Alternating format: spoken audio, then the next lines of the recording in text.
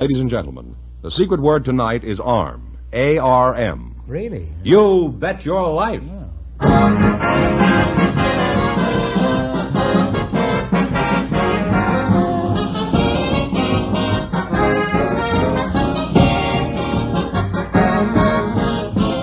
It's Groucho Marx in You Bet Your Life, the comedy quiz series produced and transcribed from Hollywood and brought to you by the more than 3,000 DeSoto Plymouth dealers.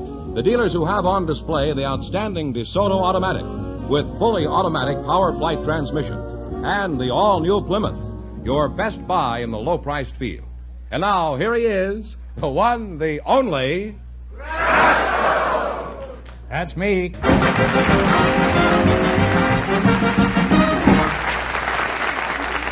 Well, here I am again with $3,000 for one of our couples. Mr. Fenneman, who's first? Well, Groucho, I'd like you to meet Mrs. Dory Martin and Mr. Dick Hubler. They both have some rather interesting experiences they'd like to discuss with you. So, folks, you come in, please, and meet Groucho Marx.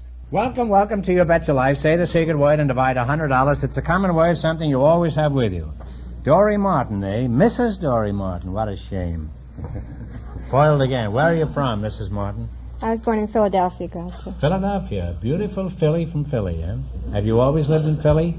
No, when I was 3, my parents moved to Denver, and I call that my home. What did you do in Denver? Wish you were in Philadelphia? No, I went to school there and did some fashion modeling and some swimming, and my hobby was riding horses. I became an equestrian. Were you any good as an equestrian? Well, I did fairly well after I'd practiced quite a while. I became undefeated Colorado State champion of 3 5-gaited and hunting and jumping horses for 3 years. It's pretty risky, isn't it? No, not if you're used to it. Well, if we can find a side saddle somewhere, would you care to go riding with me someday? I don't ride side saddle, Groucho. I know that, but I do. You're Dick Hubler? That's right, Groucho. Or Hubler, how do you pronounce it? Hubler. Oh, Hubler. What is your hometown? I come from Scranton, Pennsylvania. What sort of work do you do, Dick? I'm a writer, Groucho. A writer? Really?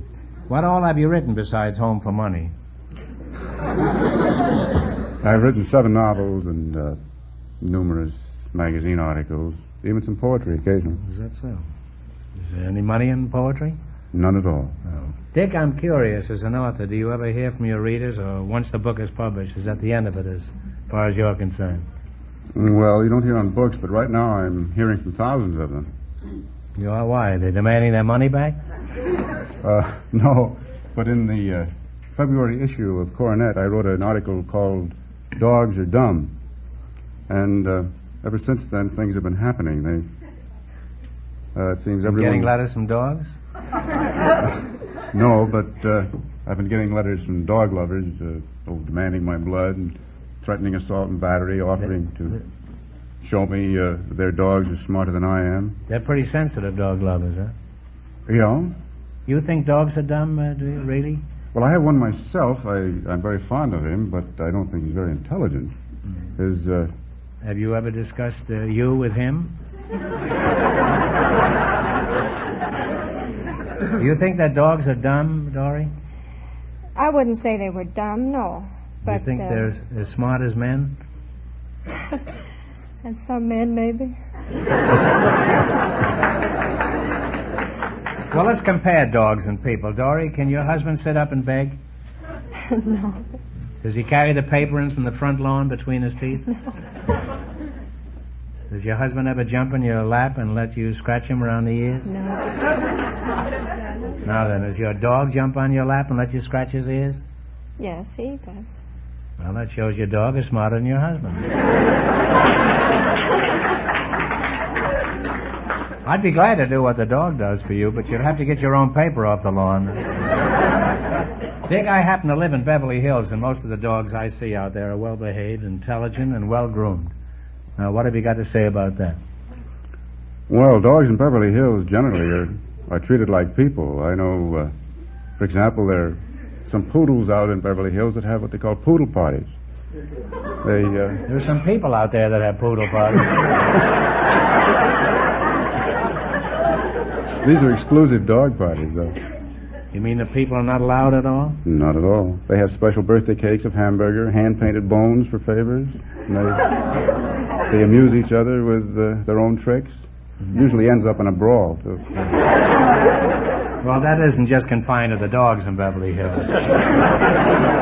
Have you got anything else to say about the Beverly Hills dogs? Well, a survey a few years ago showed that actually there was more dog food sold there than there was baby food. What's wrong with that? In Beverly, they feed their kids dog food. And if you knew some of those kids, you'd understand why.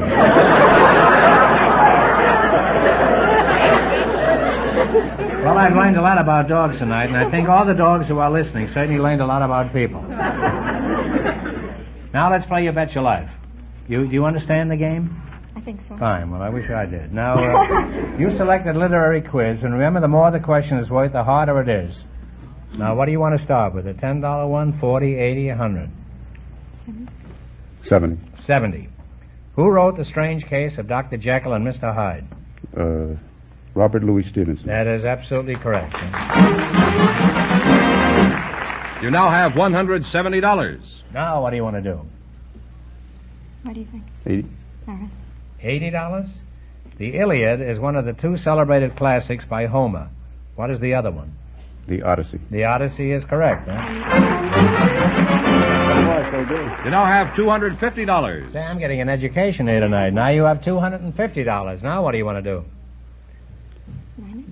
90. 90? Who wrote Robinson Crusoe? Daniel Defoe. Daniel Defoe is right.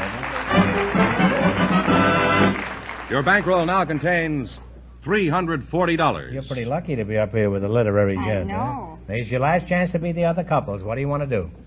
100. You can 100. quit or you can go ahead. Let's try the 100. 100. Sidney Carton is the central figure in which of Dickens' stories? The Tale of Two Cities. Tale of Two Cities is right. And you wind up with $440. Thanks and good luck to the DeSoto Plymouth dealers. Huh?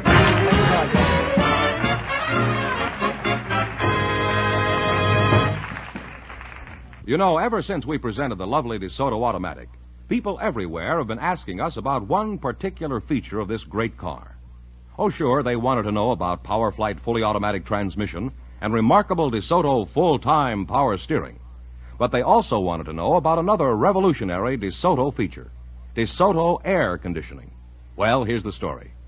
Fresh air is taken in through handsome vents on the sides of the car. It's then filtered, cooled, and dehumidified by the air conditioning unit on a ledge in the rear of your trunk. This unit, by the way, takes up very little usable luggage space. Then the clean, fresh air is blown gently into the interior of the car. Stale air, odors, tobacco smoke are quickly dispelled, leaving the DeSoto interior cool and comfortable. And no matter what the conditions are outside, blistering hot or freezing cold, the temperature inside is always just right, just the way you want it for complete driving and passenger comfort. DeSoto air conditioning eliminates the need for blowy open windows, which do nothing but let in air filled with particles of road dust and dirt. And it's simple to work. Just one simple switch on your dashboard operates the whole system. DeSoto air conditioning is available on most DeSoto models as extra equipment. DeSoto air conditioning is just another one of the fine features and added conveniences that enable us to say and prove DeSoto puts you ahead automatically.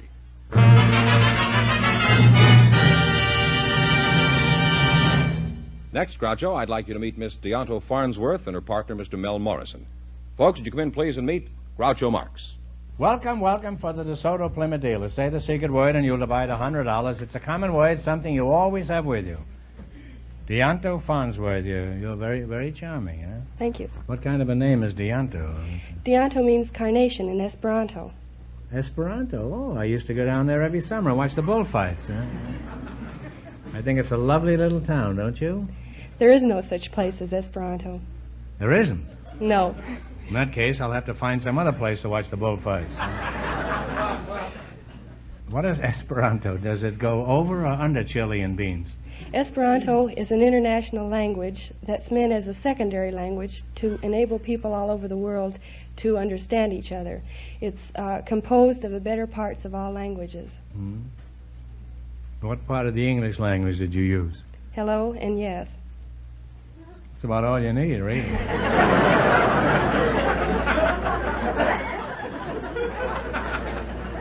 can even skip hello, huh? Who are you again, if I may be so bold as to inquire? Mel Morrison. Mel Morrison, huh? Where's your hometown, Mel? I'm originally from a little town called Nassau, Minnesota. It's Oh. a small wooden shoe Dutch community in southwestern part of Minnesota. But I later moved to Chicago, where I spent most of my life. You changed your shoes, too, I noticed. Mm-hmm. I used to live in Chicago, you know. Whereabouts did you live there? I lived on the south side, right near the White Sox baseball park. Oh. In fact, I was practically raised in the ballpark. As a little kid, I picked up pop bottles, sold peanuts, later become an usher, gate man. In fact, I did everything in the ballpark but play ball. You were a good deal like the team in those days. Huh?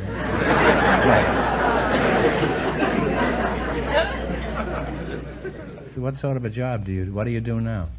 I'm a crowd engineer. And You engineer crowds? Yes, sir. I head a firm here known as Mel Morrison's Crowd Engineers, and we furnish people for public events. You furnish crowds, you mean? No, we just furnish the people that handle them. We furnish the ticket sellers, the gatemen, the ushers, the guards, parking lot attendants for all types of events, baseball, football, the races, wrestling matches, the sportsman show, all types. Well, who furnishes the crowds?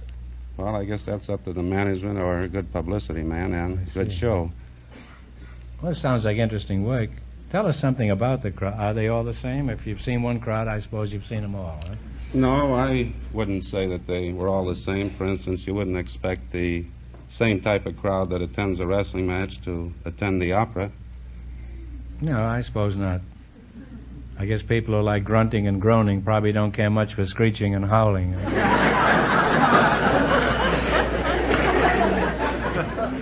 Well, it's been very interesting talking to you two, and I wish both of you the best of luck in the future. Now, let's play You Bet Your Life.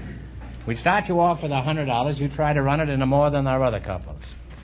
Now, you select a general information quiz, and remember, the more the question is worth, the harder it is. In the race for the $3,000, the first couple won $440, and the secret word is arm. Now, what do you want to start with? Start with the 80. Okay.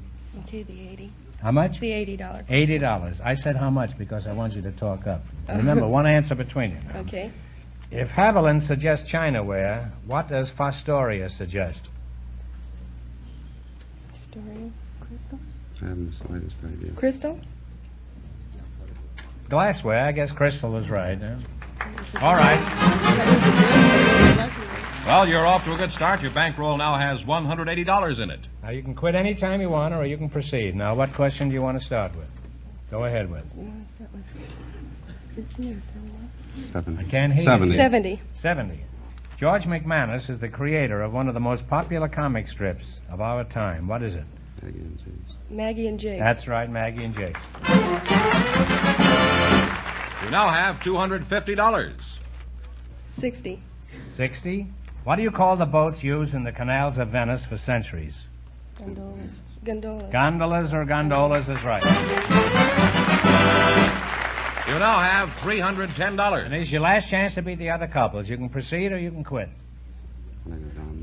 Shall we go down to, say, 30? Okay, 30. Okay, whose picture is on a $1 bill?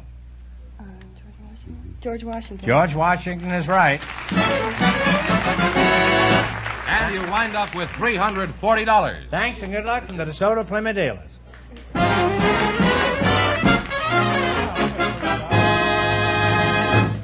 Well, Groucho, we invited some women who work for the city to our show tonight. And just before we went on the air, our studio audience selected Mrs. Ida Cole. Her partner is a man with an interesting career, Mr. Joe Oakey. So, folks, would you come in, please, and meet Groucho Marx. Welcome for the DeSoto Plymouth dealers. Say the secret word and you'll divide $100. It's a common word, something you always have with you. Mrs. Ida Cole, I'll start with you. Are you a native Californian? No, Groucho. I was born in Cincinnati, Ohio, in the Avondale section. Is that so? You're married, huh? Yes, I am, And Groucho. what does your husband do? Groucho, my husband is associated with the May Realty Company as a real estate salesman. Oh. He sells income property and residential homes. Oh, he dishes dirt, in other words, huh? And you're Mr. Jack Oakey, huh? Joe Oakey. Joe Oakey, huh? Are you sure you're not Jack Oakey? You're not sure, huh? Do you know Jack Oakey? I heard about him. I don't know him, though. Well, I'll call you Jack Oakey, huh? You don't care, huh? I don't care. And you can call me Joe Oakey, huh? Where are you from, Mr. Oakey? Philadelphia, Pennsylvania. How long ago did this event occur? Huh? 1898, Groucho. 1898, huh? Well, that makes you about 39, huh? Easy. Easy. That's an easy 39. Are you married, Mr. Oakey? No, I'm single. Do you have a girl now? No. Have you ever gone steady with a girl? No. How long would you call steady? I mean, how long have you gone with a girl at one time, huh? About 3 weeks. 3 weeks since you're 18, 19 years old? Yeah, You never right. went longer than 3 weeks with a girl? Why not? Don't you like girls? Sure I like girls. You know anything better?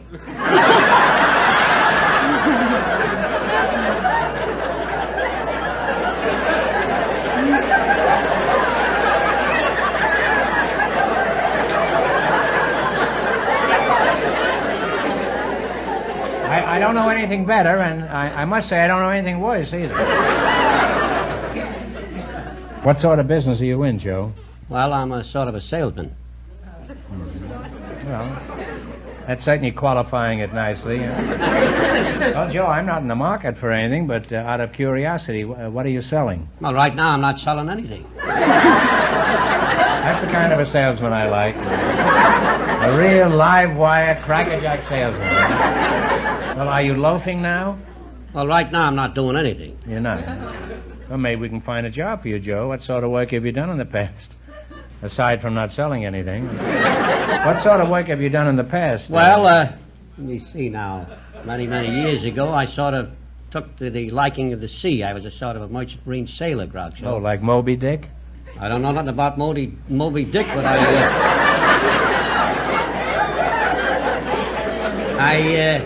had quite an experience, Groucho. When I was a kid, I signed aboard a cattle boat. As one of the cattle, or as as part of the crew? As part of the crew. Uh-huh. We had a lot of donkeys on there, mules. Was this the crew, the donkeys? No. Well, Ida, let's declare a recess for a moment and find out about your work. Fenneman says you're with the city. What do you do, Ida? That's right. I'm a recreation director with the Department of Recreation and Parks. Well, And I have a center, one of the centers in the city. It's called the Marvin Youth Center.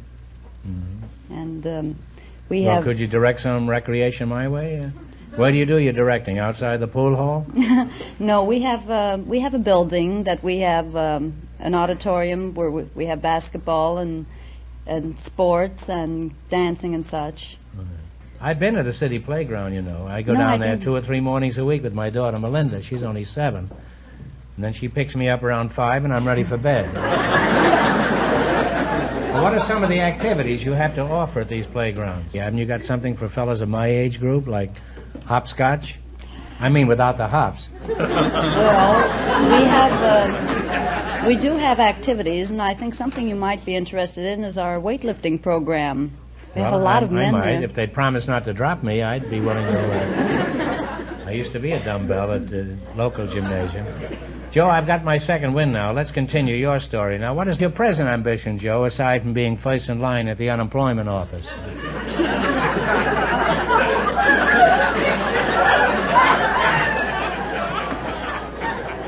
Well, I kind of like to write jokes. You do? Well, so would I, but I haven't been doing very well tonight, I must say. Well, just don't lose your place in line, Joe. Have you ever tried writing jokes? Well, I wrote about 3 or 4 jokes. I sold some of them to some big comedians, you know. You did? Like who? Like you. You sold me jokes? Not you, but several big ones like you. I don't want to mention their names, you know what I mean. I see. Well, I don't buy any jokes, at least not from strangers, Joe. I bought a joke from a stranger once, and after I got home, I found it Had over 100,000 miles on it, this joke. The fellow sold it to me, said it used to belong to a school teacher in Pasadena. You know, I always like to encourage potential Joe Millers or Mark Twains. Joe, could you give us an example of one of your jokes? Well, how much will you pay me? Well, that's a pretty good joke right there. Joe, don't you have any free samples? Well, yeah, I got one here if you like it. Is it all I'll right? tell you what you do, Joe. What? If your joke gets a big laugh, Yeah. I'll give you $5. Now, you go ahead. And I'll let the audience judge. Well, this is a story about an income tax party who paid his income tax. So far, it's not very funny, Joe. Well, I'm not finished yet. No, but they finished with me. And he kind of figured that he'd had a rebate coming, and he had written a letter to the Internal Revenue, Groucho, and they, in turn, answered him in this manner. They said, "Dear sir, we're in receipt of your letter, and you're right about having the rebate, enclosed fine check in the sum of 1 cent." And he went over to the bank, and he said to the teller, "I'd like to have this check cashed." And the teller says, "How do you want it, heads or tails?"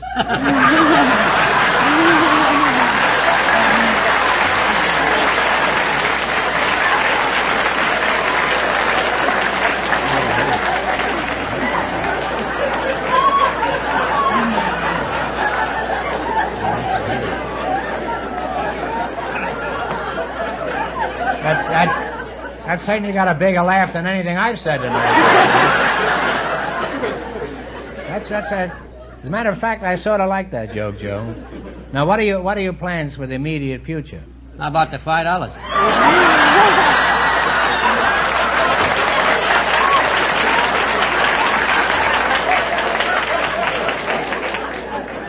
Well, Joe, it was so unusual to hear a laugh here tonight that I'm going to give you the $5 anyhow.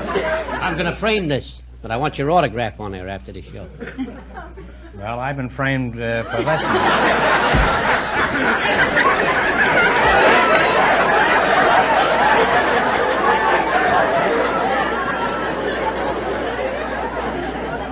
Well, it's been a laughable experience talking to you two, and Joe, I wish you lots of success in the future. Now, let's see how much money you can win.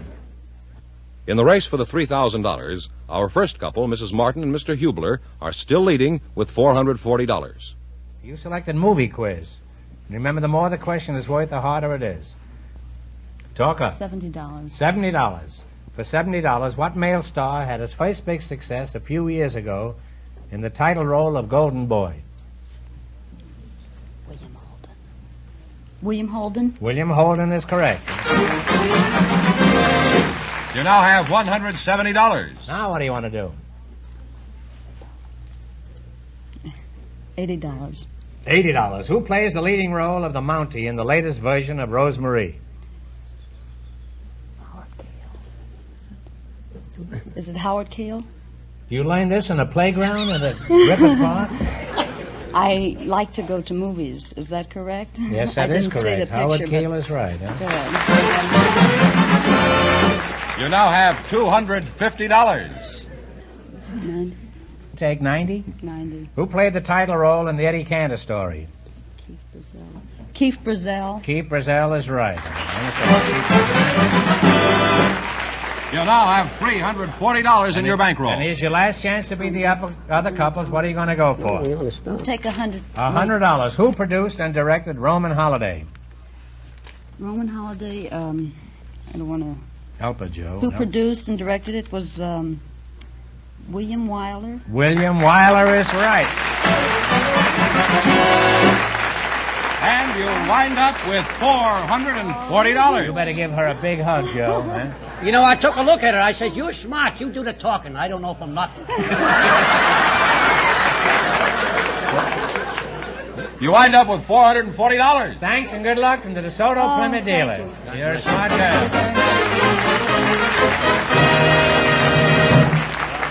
And that means that we wind up with a tie for the big question tonight. The couple was just here, and Mrs. Martin and the writer, Mr. Hubler, with $440 also. And in just 1 minute, they'll all get a chance at the DeSoto Plymouth $3,000 question.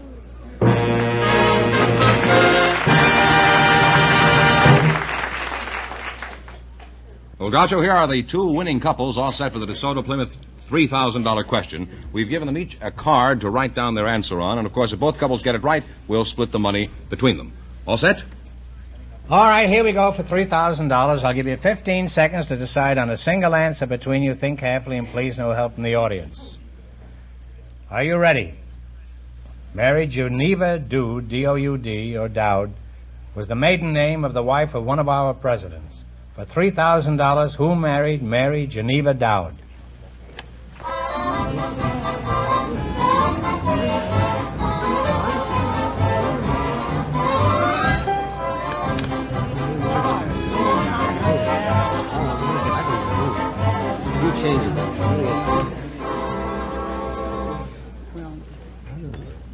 There's the writer's solution. This is President Buchanan? Yeah. No, that's wrong. What is this? Abraham Lincoln.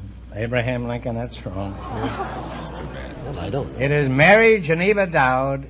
She's Mamie. That's Dwight D. Eisenhower's wife. That's a dirty trick, but that's the way it goes on our show. So that means the big question next week will be worth $3,500. Well, you lost the big money, all of you, but how much did they win the quiz, George? Well, each couple won $440 in the quiz. Well, that's not too bad. Congratulations and thanks to all of you and to all of our contestants on the show tonight.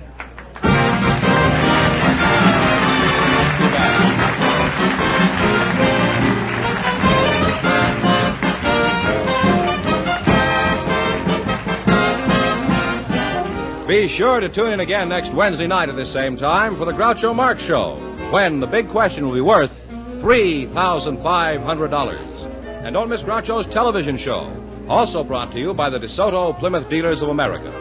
And remember that the dealers who sell the outstanding DeSoto Automatic with fully automatic power flight transmission also have on display the remarkable new Plymouth, engineered and built to be your best buy in the low-priced field. DeSoto, Plymouth. Two great new cars, both products of the Chrysler Corporation. And when you drive in, tell them Groucho sent you. Good night, folks, and remember, just be sure to see the DeSoto Automatic.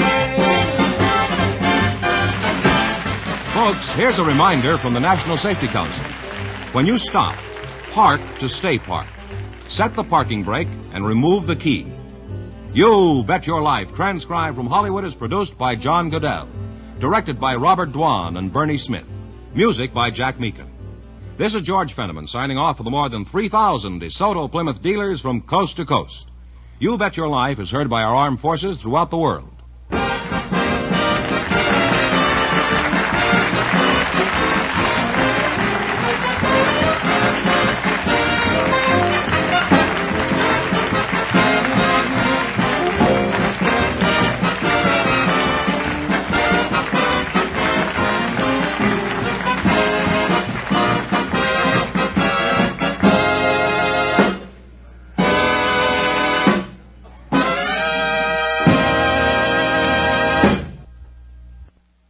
Ladies and gentlemen, the secret word tonight is chair. C-H-A-I-R. Really? You Bet Your Life.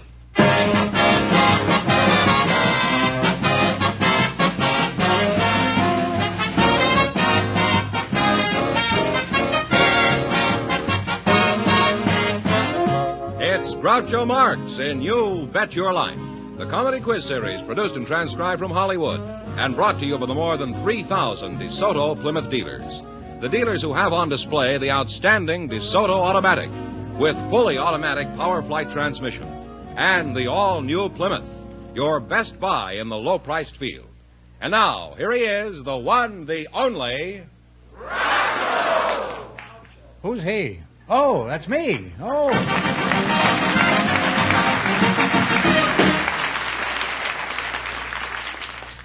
Well, here I am again with $3,500 for one of our couples. Tidy sum, huh? It certainly is. Fenneman, who's first? Groucho, we invited some delivery men to the show, and our studio audience selected James Walker to be a contestant. His partner is Mrs. Mary Carr. So, folks, would you come in, please, and meet Groucho Marx. Welcome for the DeSoto Plymouth dealer. Say the secret word, and you'll divide $100. It's a common word, something you'll find around the house. Mrs. Mary Carr and Mr. James Walker, huh? Mayor of New York, huh? Mrs. Carr, we get friendly in a hurry around here. You mind if I call you Mary? No, I'd like you to. Okay, now where are you from, Mary? I was born in Philadelphia and raised in Germantown. Mary, would you mind if I asked how old you were? I realize I might get slugged, but I think our listeners are always interested. There's one time in a woman's life when she doesn't mind telling her age. I was 80 last March. Really?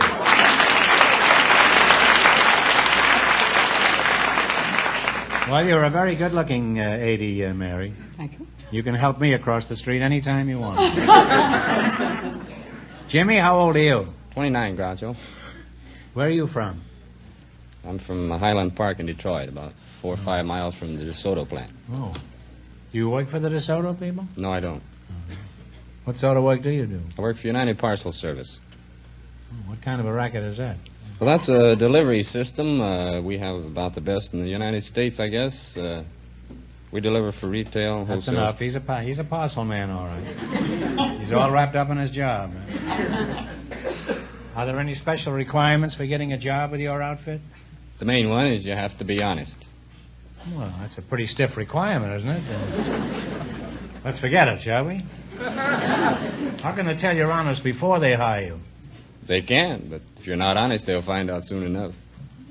I suppose the company gets a little suspicious when the delivery man hires a chauffeur to drive the truck. There's always one way to find out if a man's honest. Ask him. And if he says yes, you know he's crooked. Mary, let's converse with you. Now, let's see. You say you're from Philadelphia? Mm-hmm. Did you go to school there or work there? I went to school. I graduated from the normal school as a teacher. Oh, you were a school teacher in Philadelphia? Is that so? How long did you teach in Philadelphia? I didn't teach you. Just a school teacher gone wrong. What happened? Did the truant officer catch you hanging around the pool room? What do you mean you went wrong? Oh, I became an actress. You became an actress, eh? Well, I hope that's what they called me anyhow. I went on the stage. Were you in any Broadway plays? Oh, yes, some of the Hoyt plays, Alabama, the Cherry Pickers. Texas Steer, were you in that? Mm-mm. Wasn't that one of the Hoyt plays? Huh? Yes, I think it was. Yes, it was. Mm-hmm. Way before your time. You think so? Huh? Mm-hmm. You're very flattering. Not only that, but you can't be a day over 50, Mary. You tell that to all the girls. It's true. I tell it to a few men, too. Huh? Were you in any big shows that our audience might remember? Oh, well, not stage show. I did the Mother and Over the Hill in the silent days, you know, way Over back. the Hill of the Poorhouse? Yeah. Oh, Mm-hmm. how long ago was that? Well, it was released in 20. Is that many? You're sort of the fairy godmother of television, aren't you? Huh? Your pictures will be seen for the next 20 years. I've seen them. Yeah. My grandchildren call me up and say, Nanny, you're on.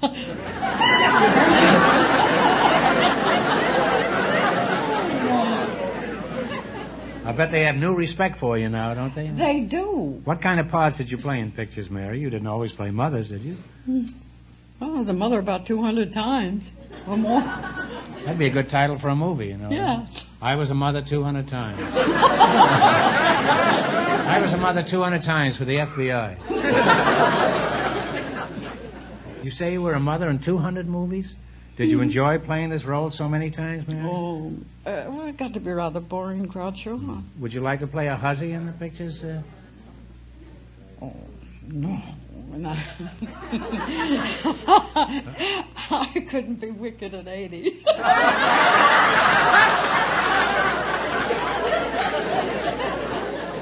Mary, it hasn't slowed me up any. Well, it's been very interesting talking to you two, Mary, but now it's time to play You Bet Your Life.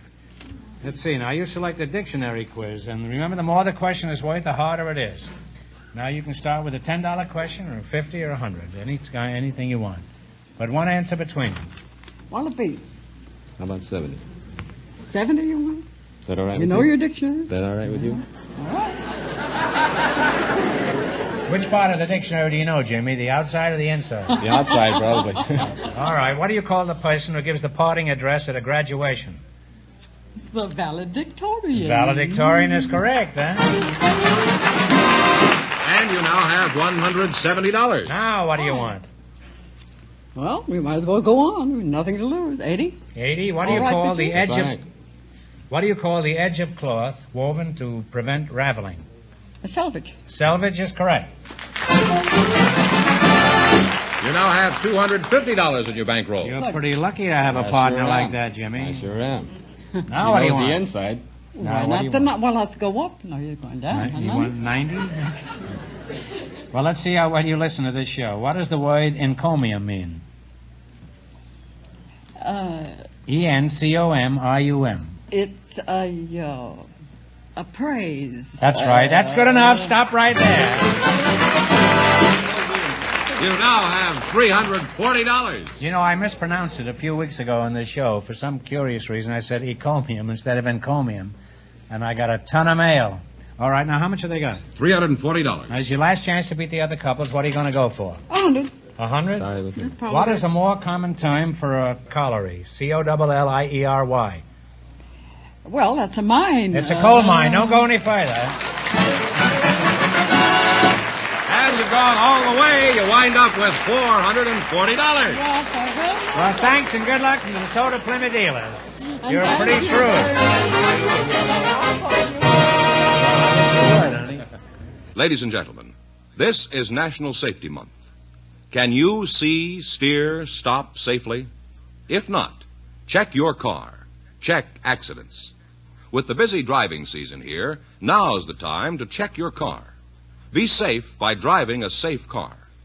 Last year, over 1 million people were killed and injured in needless automobile accidents. A good percentage of these accidents would have been avoided if the car owners had taken a small amount of time to have their cars checked. And to make sure your car gets a complete safety checkup, there's no better place to take it than to a DeSoto Plymouth dealer.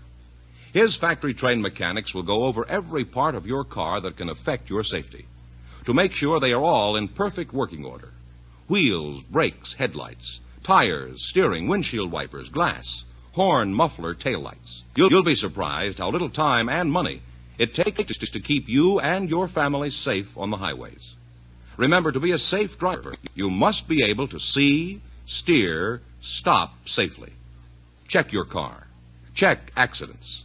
Stop in where you see the sign of better service, the friendly sign of your DeSoto Plymouth dealer.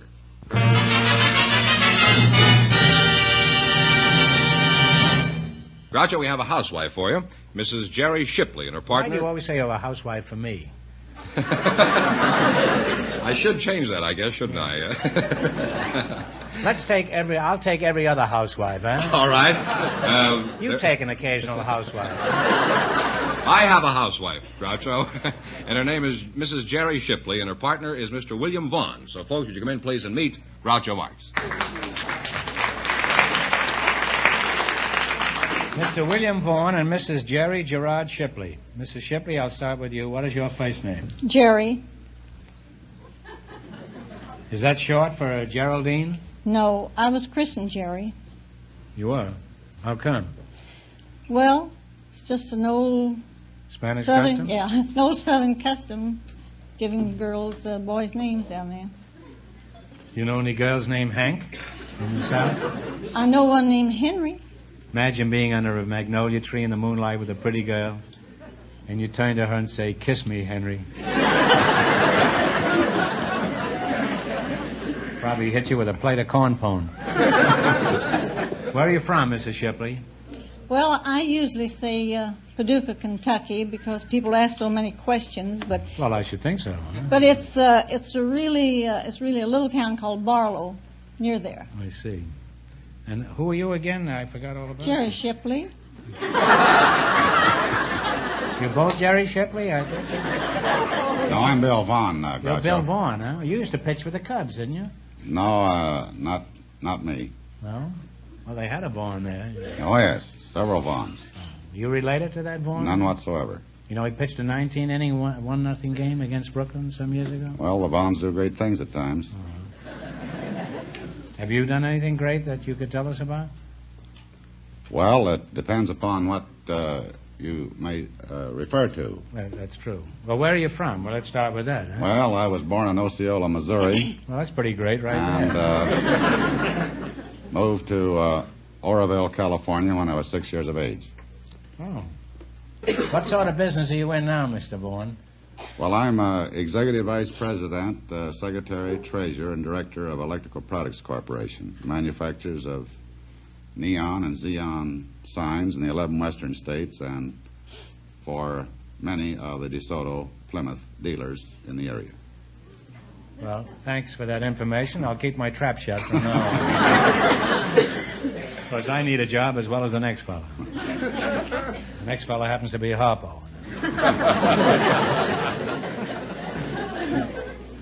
Did you have any interest besides being a housewife, Jerry? Yes, I do. I have some hobbies. I like interior decorating, and I like analyzing handwriting or graphology. Is that what it's called, graphology? Yes, uh-huh. I thought graphology was what a politician did. No. Could you analyze my handwriting? Yes. If I gave you a sample of... Okay. Now, don't look. This will surprise a lot of people who didn't think I could write at all, huh?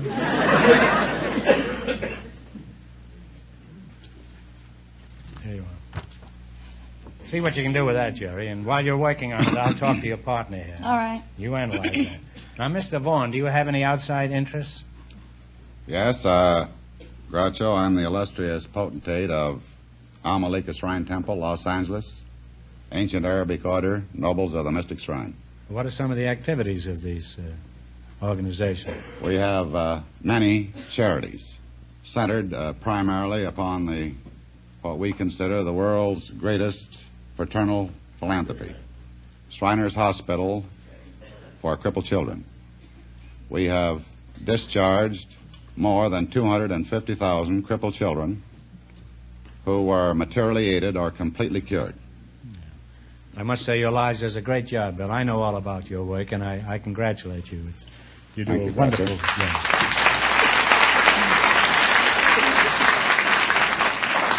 Well, Mr. Shipley, how do you analyze my handwriting? What kind of a fellow am I? Tell the truth. Forget that I also happen to run the quiz. Be merciless. Well, you're very inquisitive. Nosy, you mean? Yeah. You're witty. You're ambitious. You have a strong will. And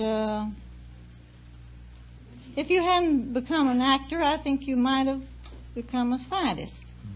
The way you make some of your characters. I don't think so, Jerry. I took one of those scientific tests in the laboratory at UCLA just the other day. And 3 white rats and a guinea pig beat me to the cheese.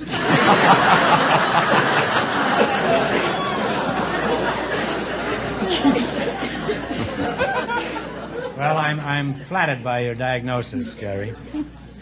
It's been an experience talking to you two, but now it's time to play You Bet Your Life. Let's see what we have here. In the race for the $3,500, the first couple won $440, and the secret word is chair. You selected geography. And remember, the more the question is worth, the harder it is. 100. 100. In what country or principality do you find the fabulous resort city of Monte Carlo? Monaco. Monaco is right. Well, to a fine start, you have $200 in your bankroll. You're off to a flying start. 90. 90. What famous cape on the coast of North Carolina is noted for its bad storms? Cape Hatteras. That's correct. You now have $290. What next? 80. What country is directly east of Poland? East of Poland. Russia. Russia is correct. You now have $370. The way things are going over there, Russia is east of everything. 70. Okay, for $70, what is the former name of the country now called Iran? Used to be under the control of Turkey at one time. All right, I think it should be Turkey. I say Persia. Persia is right, and it's a good thing you stuck up. And you wind up with $440. Thanks, and good luck from the DeSoto Plymouth dealer. Yes, sure.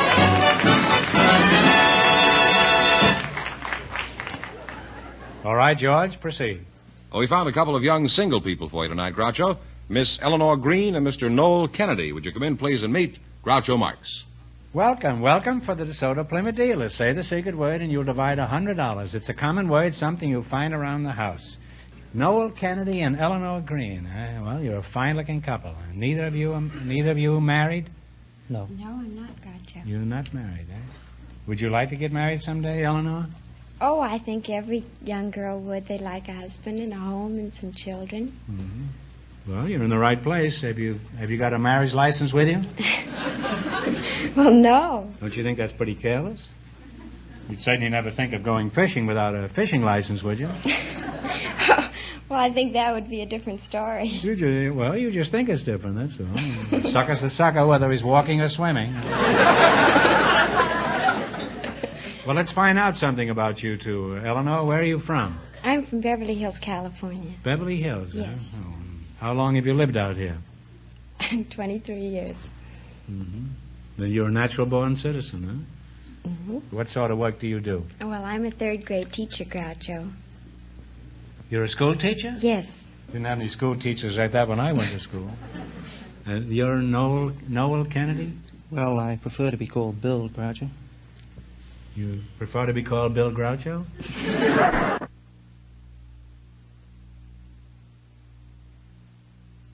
It's kind of a silly name, isn't Bill, it? period. Huh? Bill, period. Bill, period, you want to be called? Bill Kennedy. Bill Kennedy. Well, who is Noel? I'm confused. Noel Confused. Well, that's a nice name. Now, where are you from, Noel? I'm from Brisbane, Australia. Oh, Australia. Uh-huh. Well, what is it like in Brisbane? Well, Brisbane's a big semi-tropical city. It's semi-tropical? Mm-hmm. I didn't know that. Well, it's very much like L.A., a little warmer. What sort of work did you do in Brisbane? Well, when I was younger, I went prospecting with an older brother in a place called Mai Mai in Queensland. When you were younger? Mm-hmm. How old are you? I'm 24. Getting along, Bill. Now, where did you say you went prospecting? Mai Mai. It's a little place outside Bong Bong, which is in male section. Mai Mai is near Bong Bong? That's right. Well, that's right across the river from Walla Walla, isn't it? No, it's in male section 493, via Morani, via Marion, via Mackay, North Queensland, Australia. You must get a lot of mail with an address like that. How do you get it? Is it floated ashore in a bottle? Well, if you send a postcard, there's not much room for the message. No, I guess not. What's the reason you never got married, Bill? Shrewd fellow, these Australians. No, I was always a little cynical, and I could never see any reason in giving away half my food to get the other half cooked.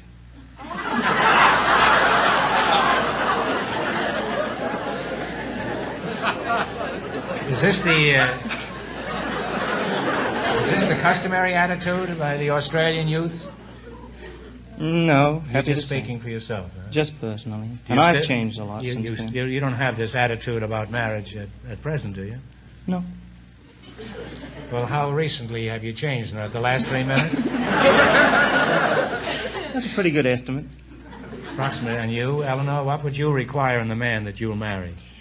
Oh, I'd like him to be nice looking and have a good sense of humor and charming and, oh, he must be intelligent, too. No money? Comes later. Would you say you're intelligent, Bill? I don't know about that, but I had an IQ test once. And you had what? I had an IQ test once, and it rated fairly high. Well, do you know what your IQ is, Eleanor? A psychology teacher once took it, and it came out 140. Well, if it goes any higher, my advice is sell it. Is that a pretty good IQ, Bill? 140? 140? That's very good. 140 is genius rating. Mm-hmm. And what's yours, do you know? 141.5. You mean we've got two geniuses up here? No wonder they're not married. They're too smart. Well, we're going to take an awful beating in the quiz. Bill, obviously you have a lot in common. You could have a good time on a brainy day. All right, let's play You Bet Your Life. We'll start you off with $100. If you miss a question, you lose half your bankroll. In the race for the $3,500, the first two couples are tied with $440 each. You selected music. And remember, the more the question is worth, the harder it is. It's kind of a curious category for two geniuses, isn't it? All right, now what do you want to start with? 10, 50, 100, anything? 70? $70. Before Richard Rodgers teamed up with Oscar Hammerstein II, he wrote many great songs with another talented lyricist. What was his name? Larry Hart. Larry Hart. Larry Hart is correct. You now have $170 in your bankroll. Now what do you want? 80. Okay, the orchestra will play a long-time favorite. You tell me the name of it. Okay, Jack, play.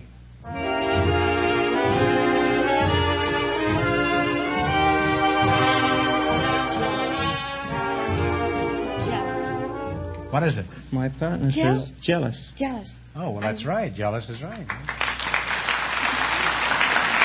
You now have $250. $250. You want to go ahead? Yes. Mm-hmm. $90. Well, we're on the 90. Okay. Duke Ellington wrote this song, which became a big hit in 42. You identify it. Music, maestro.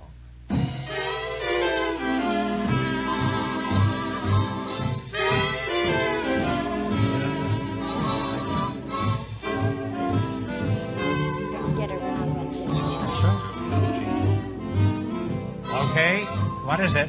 Don't get around much anymore. Well, apparently you do. And you now have $340 in your bankroll. Here's your last chance to beat the other couples. 100. 100 $1? $1, yeah. In George White's Scandals of 26, that's 1926. This song was introduced for the first time. What's the name of it?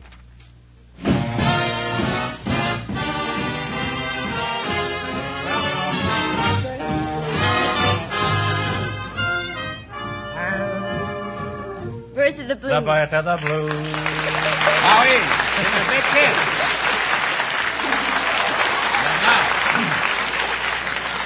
And besides all that, you have $440. Well, thanks, and good luck from the DeSoto Plymouth dealers. I hope you two are very happy together.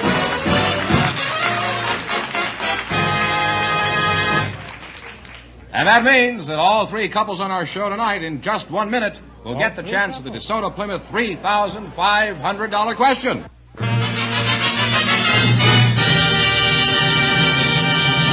Well, Groucho, here come the three couples, all of them timed for a chance of the DeSoto Plymouth big question. They'll write down their answer on the cards that we've given them, and if all three couples get it right, they'll divide the money among them. Mob scene, Mary. Oh, yeah. All right. That's wonderful. All right, here we go for $3,500. I'll give you 15 seconds to decide on the single answer between you. Think carefully, and please no help from the audience.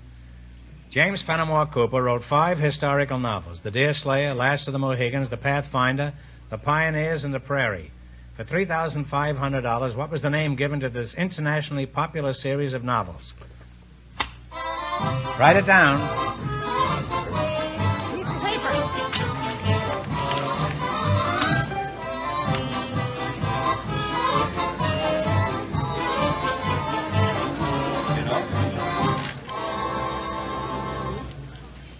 This is a blank. From Miss Carr and her Miss partner. Carr and Jimmy Walker. Yes. Leather Stocking Tales. And what is yours? No, Leather Stocking Tales. It's this couple here.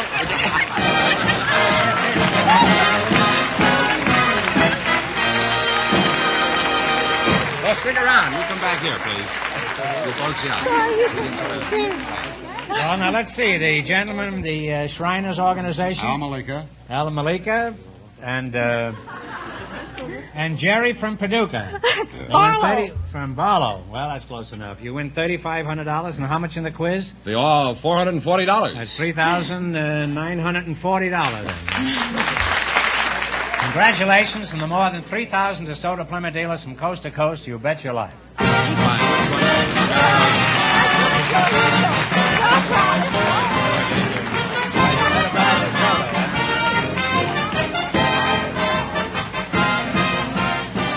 Be sure to tune in again next Wednesday night at the same time for the Groucho Marx Show, when the big question will be worth $1,000. And don't miss Groucho's television show, also brought to you by the DeSoto Plymouth Dealers of America. And remember that the dealers who sell the outstanding DeSoto Automatic with fully automatic power flight transmission also have on display the remarkable new Plymouth, engineered and built to be your best buy in the low-priced field. DeSoto, Plymouth. Two great new cars, both products of the Chrysler Corporation. And when you drive in, tell them Groucho sent you. Good night, folks, and remember, just be sure to see the DeSoto Automatic.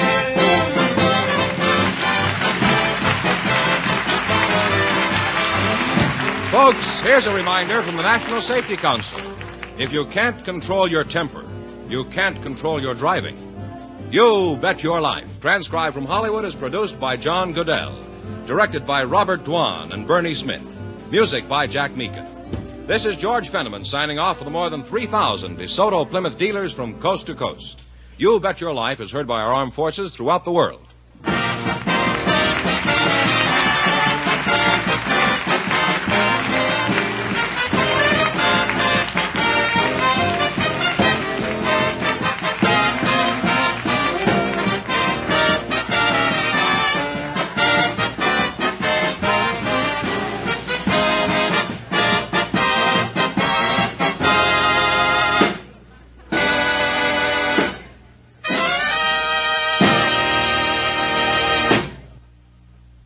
Ladies and gentlemen, the secret word tonight is clock. C-L-O-C-K. Really? You bet your life.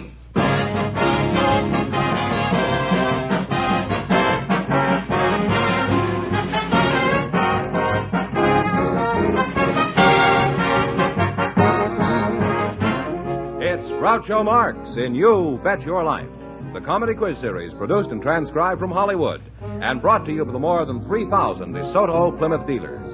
The dealers who have on display the outstanding DeSoto Automatic with fully automatic power flight transmission and the all-new Plymouth, your best buy in the low-priced field. And now, here he is, the one, the only... That's me, George Fenneman. No, that's me, Groucho Marx.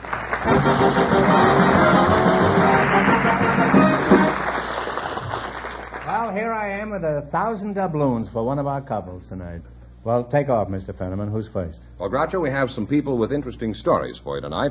They're Mr. Harry Myers and Mrs. Alice Braben. They're waiting outside to meet you. So, folks, would you come in now, please, and meet Groucho Marx. Welcome, folks, for the DeSoto Plymouth dealer. Say the secret word, and you'll divide $100. It's a common word, something you see every day. Mrs. Alice Braben and Mr. Harry Myers. Mr. Myers, you're a fine-looking gent. Well, thank you, Groucho. And you certainly don't look your age. By the way, how old are you? About 86? You're missed it about 20 years, Groucho. You mean you're 106? No. So you don't look it. You don't look a day over 66. Are you married, Harry? Groucho, I've been married for 21 years to a very lovely blonde. Is that so? Yes. She's still a blonde? Yes, indeed. Mm-hmm. Well, most of the people we get up here have some claim to fame. What is yours? And don't say a scotch and soda, because that's an old joke. Has anything unusual happened to you? Well, back in 1904, I was the first person arrested for speeding in an automobile. Well, shake hands. I was the last man arrested for speeding. I got finished this afternoon. How fast were you hitting it up, Harry? I was driving a 1904 Winton, going at 12 miles an hour in a 10-mile-an-hour zone, and was chased by a policeman on a bicycle in a speed trap. And he caught you? He caught me, and I went to court and paid $7. What sort of work do you do, Harry? On the 4th of July, I produced the fireworks show in the Coliseum for the American Legion. And that's your job? You just blow your top one day a year? What do you do the other 364 days? Well, that sell sunglasses for eclipses or something? Groucho, that isn't a one-day job. It takes about 6 months to build this show. It does? To get it ready for preparation because it's the world's largest fireworks show. Uh-huh. Well, you must get a big bang out of a job like that, don't you? Indeed, yes, and I've been doing it for 22 years. And you blow everything up? That's blow everything up in about an hour's time. Mrs. Braben, is that you? Yes. That's a good old Irish name, Braben. Where are you from? Lapland. Where? Lapland. Lapland. Oh, Lapland. Is there really such a place as Lapland? Yes, it's the northern part of Finland. It's in the northern part of Finland? Yes, sir. Is that so? Well, you see, I learned something here tonight. I always thought Lapland was where good secretaries go when they die. Well, what is it like in Lapland? It must be pretty cold there, huh? No, it's beautiful. Yeah, well, it can be cold and beautiful. I once had a girl like that. Rolling tundra and snow-capped mountains and... Rolling tundras? Tundra. Dundraps. No, tundra. Tundra. She has some notion that I can spell. Huh? Well, you have some refreshing points of view, Alice. Do you have any advice to people in general that you could impart at this time? Oh, one of them is to them should mind their own business. No.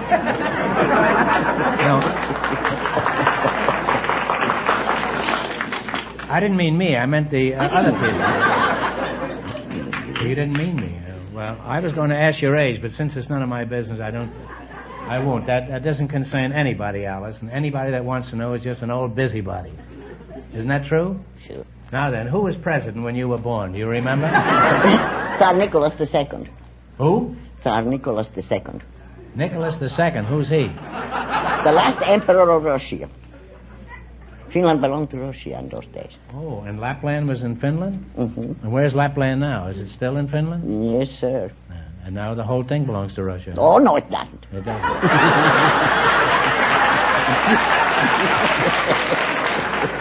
I knew I'd get a rise out of her. Well, let's hope it doesn't, mate, and let's hope it remains that way, Alice. Thank you. I would like to go on talking to you two, but it's time to win some money. We start you off with a bankroll of $100. Each time you miss a question, you lose half your bankroll. Anytime you feel you've won more than our other couples, you can quit. You don't have to take all 4 questions. Clear? That's correct. Okay. Now, you selected the animal kingdom, and remember, the more the question is worth, the harder it is. Now, what do you want to start with? And remember, one answer between you, your partners. About $70. Okay. $70. Okay. What kind of birds are widgeons, teals, and mallards? Ducks. Ducks is right. You better talk it over here.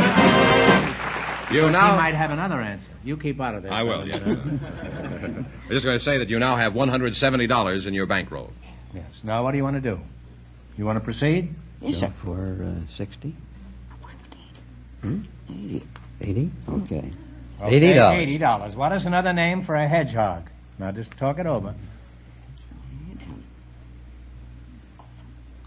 Hedgehog. Isn't it a gopher? No, I'm sorry. It's a porcupine.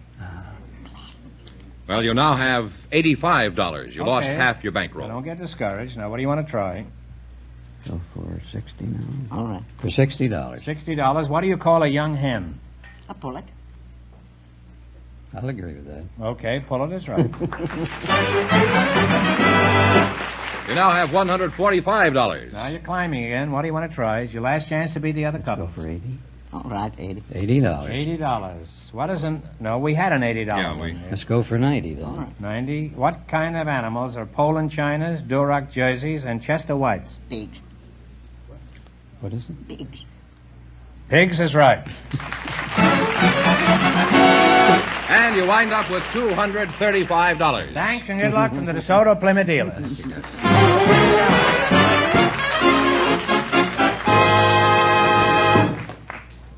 Ladies and gentlemen, for a car with real power, real get up and go, try a DeSoto automatic with the mighty DeSoto 170 horsepower Fire Dome V8 engine. This DeSoto Fire Dome engine is designed to give you power with maximum efficiency and economy. And the secret is in the design of the hemispherical combustion chambers. These dome-shaped chambers are the reason why the Fire Dome engine can squeeze every bit of power from your fuel. They enable you to drive your DeSoto automatic on regular gasoline and still get premium performance. Think of that. A 170 horsepower engine operating perfectly that lets you use regular gasoline.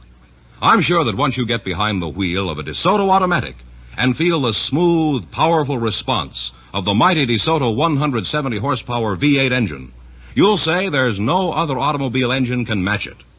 Visit your DeSoto Plymouth dealer tomorrow.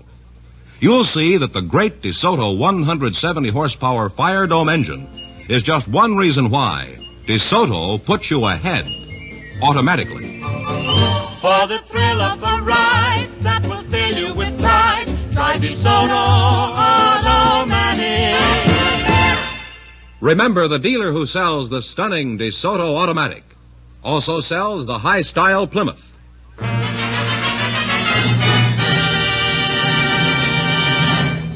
Okay, George, who's next? Well, Groucho, we have a man with an interesting job and a housewife. And here they are, Mrs. Luann Metis, Mr. Charles Carpenter. Would you come in, please, and meet Groucho Marx? Well, welcome to You Bet Your Life. Say the secret word and you'll divide $100. It's a common word, something you see every day. Mrs. Luann Metis, eh? Well, I'm glad to meet us, eh? And Mr. Charles Carpenter. Correct. Mrs. Metis, is that the way you pronounce it? That's right, Groucho. Since you're more my type, I'll start with you. Are you a local girl?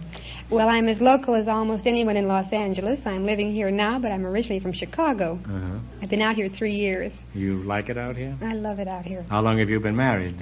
A little over 2 years, and I have a lovely 15-month-old son. Uh-huh. What sort of work does your husband do? My husband's an attorney at law, Groucho. A lawyer? A lawyer. Oh, well, I'll bet he's a prince of a fellow, is he? He certainly is.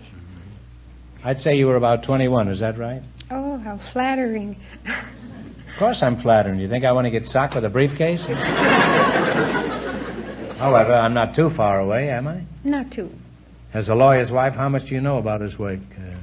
For example, how does he go about preparing a case? Well, he gets the facts from his clients and goes about getting evidence to substantiate their pleas, and then he goes about preparing briefs and then prepares his cases in court or presents them in court. Uh-huh. Does he win all his suits? Well, he misses one occasionally. Nobody's perfect. Well, he occasionally loses his suits. Yeah. Well, that explains why he's so careful about his briefs, I guess.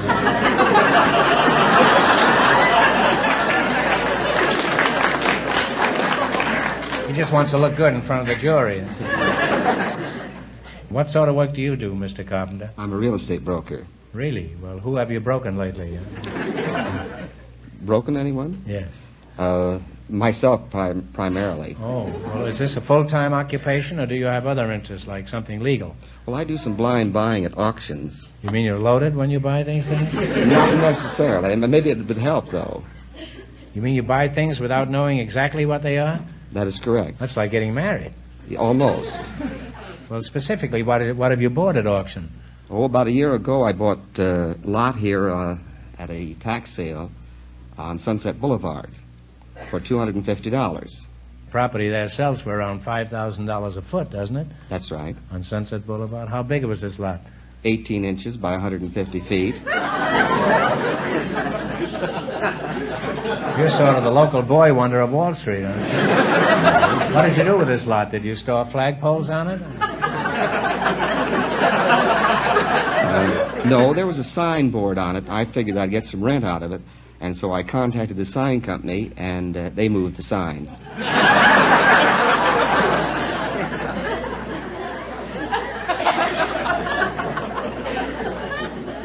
Well, what are you doing with this lot now? I'm waiting for someone else. I'm not paying the taxes, so it'll be up for tax sale again. And you plan on buying it again? Oh, no. I'm waiting for someone else to step into my shoes. Oh.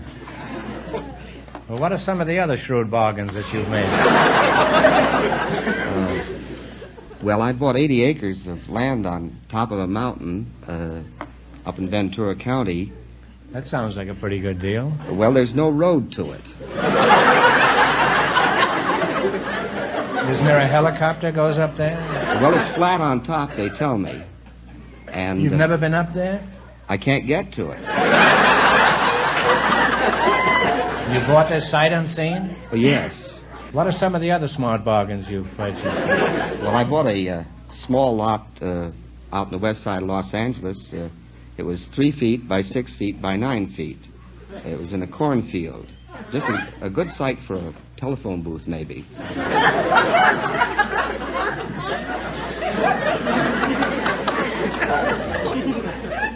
Well, where do these little lots come from? And don't tell me the stork delivers them. No, they are surveyor's mistakes.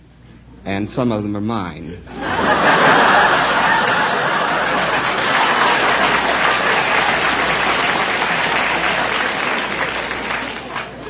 Well, you certainly know your onions, Chuck. You don't know anything about real estate, but you certainly know your onions. Well, I'd like to continue talking to you two, but now it's time to play You Bet Your Life. In the race for the $1,000, the first couple won $235, and the secret word is clock. Now, you selected movie quiz, and remember, the more the question is worth, the harder it is. Now, what question do you want to start with? And remember, one answer between you. That's right. $100. $100. One of Hollywood's top directors turned out A Place in the Sun and Shane, among others. What is his name?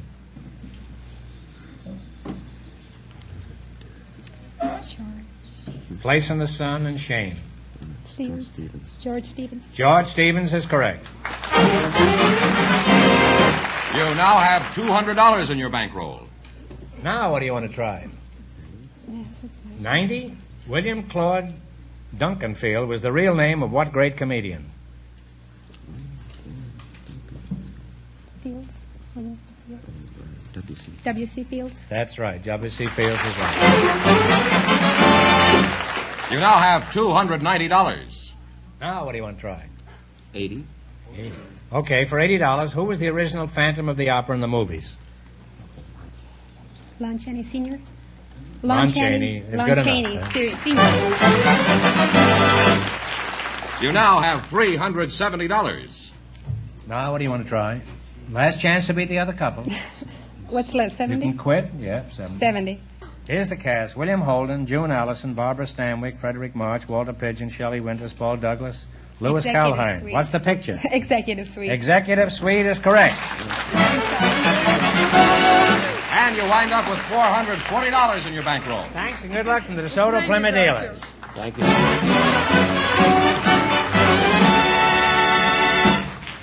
Okay, Mr. Fenneman, on with the show. Who's next? Well, Groucho, I saw a piece in the paper not so long ago about some people with a very unusual story.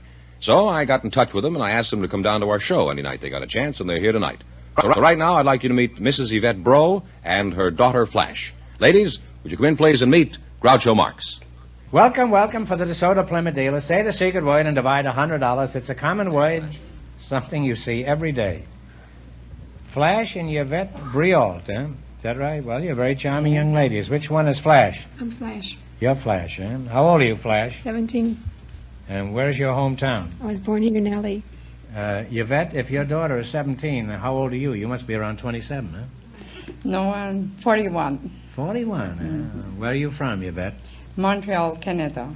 I'm a Canadian. Oh. Do you speak French? Oh, yes, I do. I wish you could talk, too. I can barely talk English. Well, in addition to Flash, Yvette, do you have any other children? Yes, I have 17 children.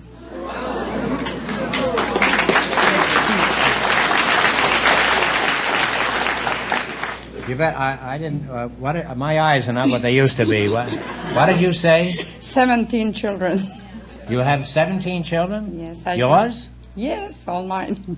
Well, I'd like to shake hands with you. Thank you. Flash, how does your father feel about this rather startling turn of events? Is he happy or just dazed? Oh, my daddy loves children. He must be quite a fellow, Yvette. What sort of job does he have? He's working for Columbia Steel Company. He's a machinist. Machinist? Yes.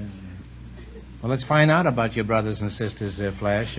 Could you give us their ages? Well, the oldest one is 23, 22, 21, 29. Just a moment. The oldest is 23? 23, 22, 21, 20, 19, 18, 17, 16, 15, 14, 13, 12, 11, 10, 9, 8, 7, 6, 5, 3, and 2, and the baby's 3 months.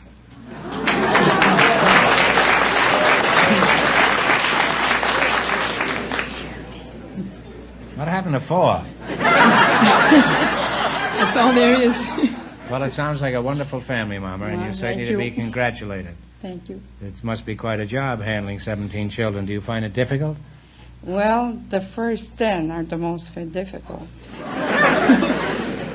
Well, there's a statement I'd like to think about. Mama, what do you mean by that, the first 10 are the most difficult? Well, now the oldest one that could help the smaller one now. Oh, I see. Well, They for were- someone who's had 17 children, you look pretty healthy. How do you explain that? Well, before I got married, I was sick and run down, and after I got married, and I have my health back, and now I'm getting stronger all the time. Ladies, do you feel sick? Run down?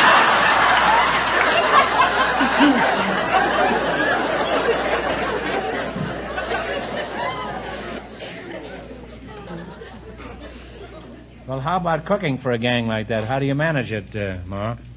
Well, I got up at 6 o'clock in the morning, and then I serve breakfast. Wait a minute.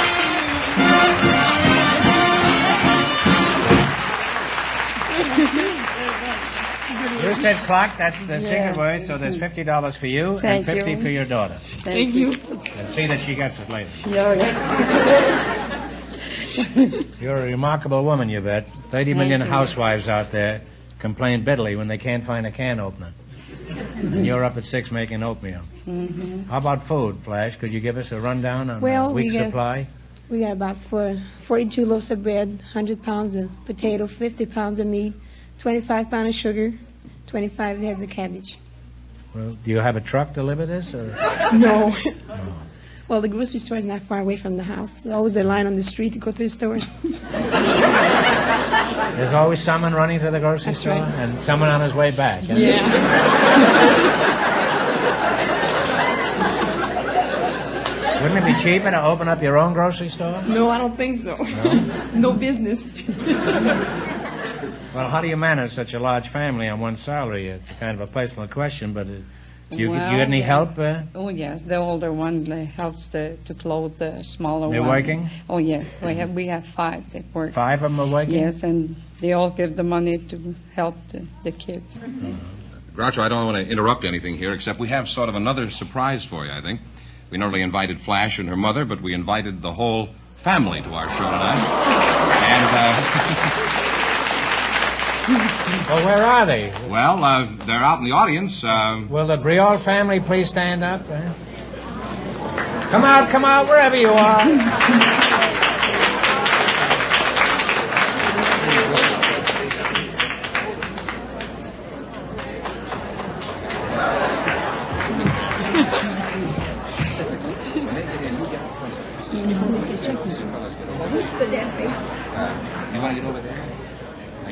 Now I know how Custer felt when the Indians surrounded him. Say, if you ever move out of Los Angeles, Philadelphia's going to be third again. Well, congratulations, Mr. Brialt. You certainly have a wonderful family.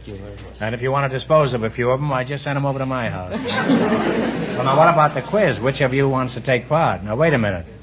Any family that has to buy 56 quarts of milk and 50 pounds of potatoes deserves a break. Should we let the whole family answer the quiz? And I suppose the audience too, huh? Now get together and make up your minds now. Real fast, remember? We start you off with $100. If you miss a question, you lose half your bankroll. And you can quit any time you want.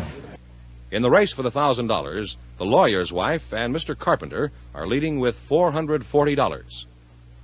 Okay, now let's see how much money you can make. You selected culinary quiz. We'll start with 17. What are you going to start with? 70. What do you say, Pop? 70? Yes, 70. 70 $. What is the name for a thick Italian vegetable soup? Italian. Goo-goo. Ravioli.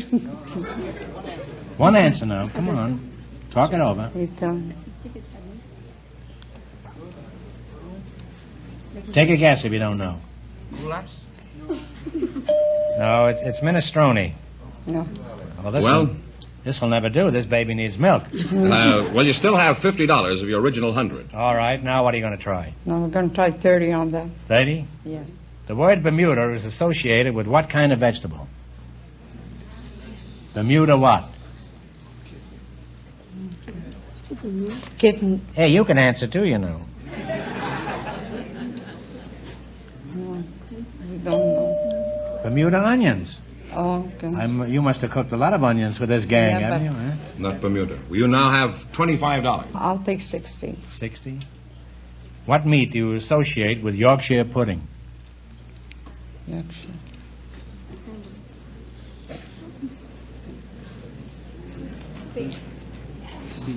Beef? Beef is right. Roast beef. You now have $85. And this is your last chance to beat the other couples. Now what do you want to try? The whole thing. The whole thing. $100? All right. What do you call the liquid portion of separated sour milk? Skim milk. Sour cream. Sour cream. No, it's whey. W-H-E-Y. Gee, I'm sorry. You wind up with $42.50 in your bankroll. Well. $42. See, you didn't earn as much in the quiz as I hoped you would. I'm sure the DeSoto Plymouth dealers would like to show you our appreciation for coming here tonight. How about an automatic washing machine? Could you use anything like that? Yeah, I would like that very much. Would you like that? Yeah. Well,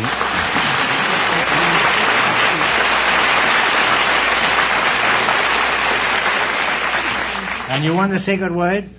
Well, we can't help you in the quiz, but we're going to give you $10 to each kid for winning the secret word. So that gives you $170 and a washing machine and whatever you won just now in the quiz. $42.50. So you'll get Thank over you it. very much. Thanks and good luck to DeSoto Plymouth dealers. Good night, young man.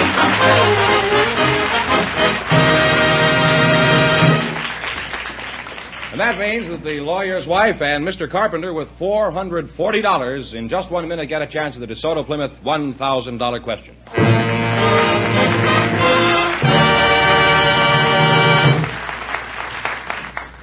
And here comes our winning couple, Groucho, the lawyer's wife and Mr. Carpenter, all set for the DeSoto Plymouth $1,000 question. Here. All right, here we go for $1,000. I'll give you 15 seconds to decide on a single answer between you. Think carefully, and please no help from the audience. Here it is. Let's see how well you know your states. For $1,000, tell me the name of the capital of Kentucky.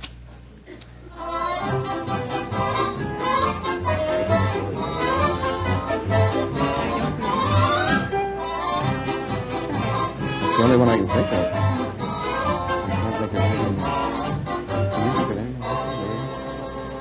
What is the answer you two have decided upon? The only name I can think of is Louisville. Well, you're a racetrack fan, I guess, but it's Frankfurt. So that means the big question next week will be worth $1,500. Well, you lost the big money, but you did pretty good in the quiz. How much, George? $440 in the quiz. Congratulations, and thanks to both of you and to all of our contestants on the show tonight. Thank you, Roger.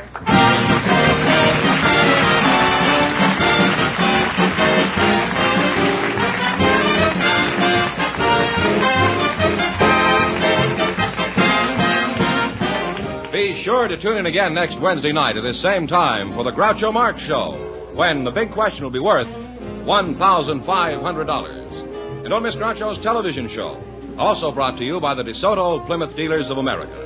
And remember that the dealers who sell the outstanding DeSoto Automatic with fully automatic power flight transmission also have on display the remarkable new Plymouth, engineered and built to be your best buy in the low-priced field. DeSoto, Plymouth. Two great new cars, both products of the Chrysler Corporation. And when you drive in, tell them Groucho sent you. Good night, folks, and remember, just be sure to see the DeSoto Automatic.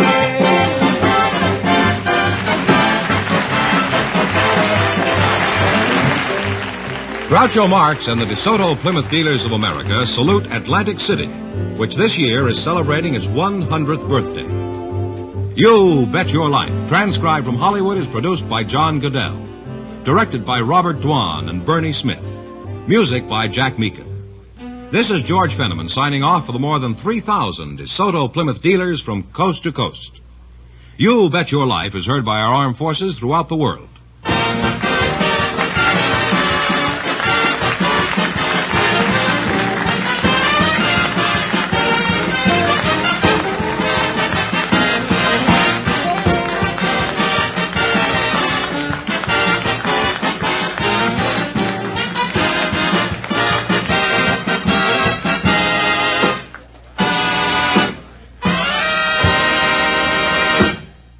Ladies and gentlemen, the secret word tonight is name.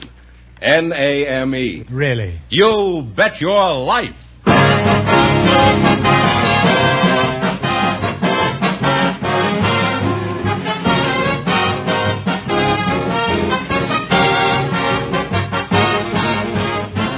It's Groucho Marx in You Bet Your Life, the comedy quiz series produced and transcribed from Hollywood and brought to you by the more than 3,000 DeSoto Plymouth dealers.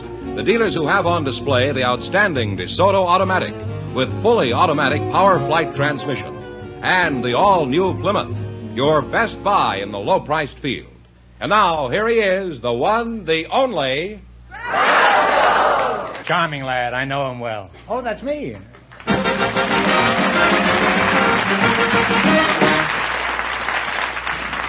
Well, here I am again with $1,500 for one of our couples. George, who's first? Well, Groucho, we have a man with an interesting story for you. He's Mr. James Murphy, and his partner is a special guest, Miss Stella Walsh. So, folks, would you come in, please, and meet Groucho Marx. Welcome for the DeSoto Plymouth dealer. Say the secret word, and you'll divide $100. It's a common word, something you always have with you. Stella Walsh, eh? One of the greatest women athletes of our time. Female Bob Mathias. It's an honor to have you here, Stella. You too, Mr. Murphy. It's an honor to have you here. Thank you. It's not quite as big an honor, perhaps, but a small-size honor. Stella, where are you from? Well, I come from a little village in Poland called Wierzbierzchownia. And your name is Stella Walsh? That isn't a Polish name, is Well, it? my name really is Stanisława Walaszewiczówna. Well, you run with that.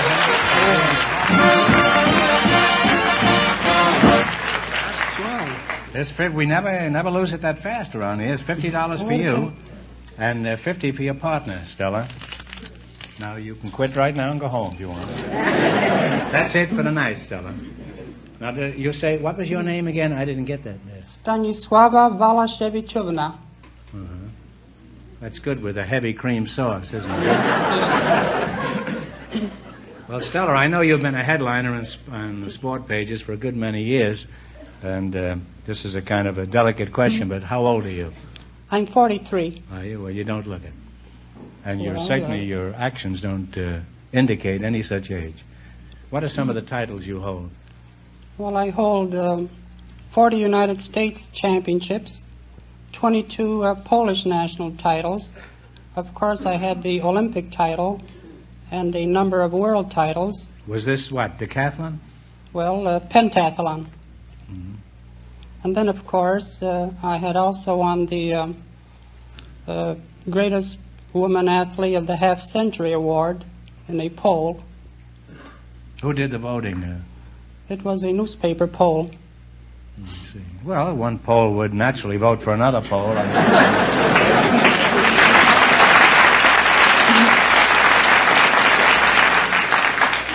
How many records do you hold, Stella? Altogether, over 100 records in various countries. It's amazing. Mr. Murphy, how old are you? I'll be 51 in August. In August, huh? This year? That's right. What is your hometown? Boston, Massachusetts. Oh. Somebody out there from Jacksonville, Florida. And how long did you live in Boston? Or did they say Boston? Boston. It's foggy from Bar Harbor to Boston. Oh. It's foggy from Bar Harbor to Boston? That's what I used to say, but no more. Oh. It isn't foggy anymore? It's just foggy. Oh. How long did you live in Boston? I lived in Boston 20 years, then I went in the Navy for the next 22 years. Oh, you were an ex-sailor, huh? That's right. Have you got anything to show for it, like a boat and a bottle? Well, no, not a boat and a bottle, but I've got 13 tattoos and a good pension.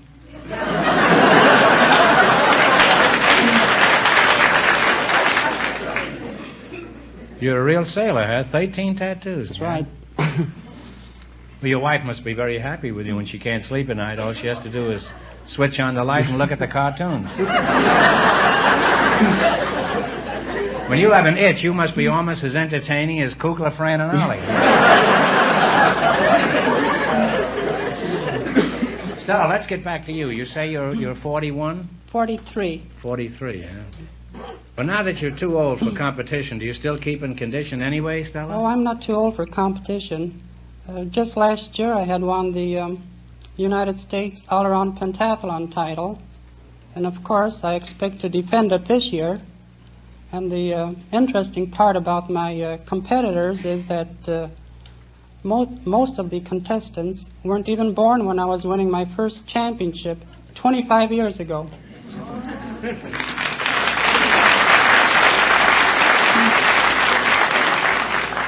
It's been a very interesting and gratifying experience talking to you, Stella, and to you too, Mr. Murphy. Thank you. And Stella, I must say I admire your athletic achievements.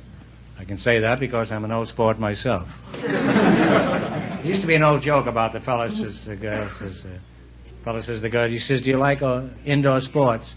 And she says, yes, if they go home early. If they go home early, it's no sport. No. Well, I just threw that in. I give that joke. Well, I thought I'd throw mine in, too. Well, would you mind picking me up and throwing me out? Okay, now we're going to play You Bet Your Life and give you a chance to win some real money. We start you off with a $100 bankroll, and if you miss a question, you lose half of it. Now, you selected sports. That's odd. I can't understand that. Well, as a matter of fact, I didn't select it. My partner did. Remember, the more the question is worth, the harder it is. Now, you can start with a 10, 70, 80, 100, anything you want. $70. $70. Ray Robinson, Jake LaMotta, and Tony Zale were all boxing champions. In which weight division? Middleweight. Right. You better wait and answer. You now have $170 in your bankroll. $170. Now, what do you want to do? Let's try 80, okay with you? $80. What is the proposed site of the 1956 Olympic Games? Melbourne, Australia. That's right. Yeah. Melbourne, Australia. You now have $250. Now decide on one answer between you. You're going to get in trouble. Now, what do you want? Well, what do you think, Stella? Miss Walsh, if you don't mind, huh? You know her well enough to call her? Well, we got $250 between us. We ought to know each other. We're going to split, you know. You lose half. You can't take 70 or 80. You can take 90 or 50 or 60? $60. The last Olympic Games were held in 1952. In what city were they held? In Helsinki, Finland. That is right. You now have $310. Now, you can quit or go ahead. Last chance to beat the other couples. All right, let's take the 90. 90. All right. 90 in fencing. What do you call the protective pad on the end of a foil?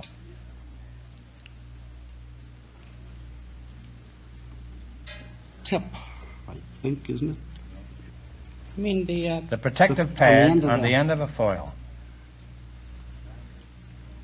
Times... Well, it's a button. Well, we don't have all our buttons, that's for sure. You just lost some of your buttons. Well, how much have they got? Well, they wound up with half the bankroll. They have $155. Well, thanks and good luck from the DeSoto Plymouth dealers. Sorry you blew the last one.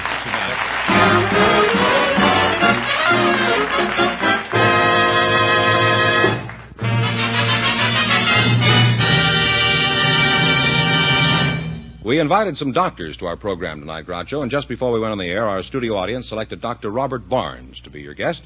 His partner is Miss Frances McGrew. Folks, would you come in, please, and meet Groucho Marx. Welcome, folks, to You Bet Your Life. Say the secret word and divide $100. It's a common word, something you always have with you. Dr. Robert Barnes and Frances McGrew. Frances McGrew, is that you, huh? Yes, sir. You're very attractive, if I may say so. Thank you. You mind if I say so? Not at all. Well, you're very attractive. Now, where do you hail from? Montrose, Colorado. And you have much hail there? Or?